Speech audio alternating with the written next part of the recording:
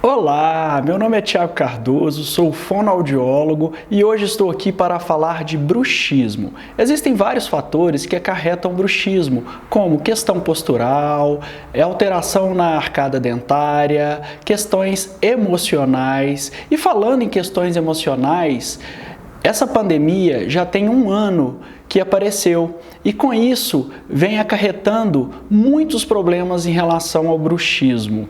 Se você sente alguma dor nessa região, se você tem algum desgaste dentário, quebra de dente, procure logo um tratamento, porque a tendência é só piorar.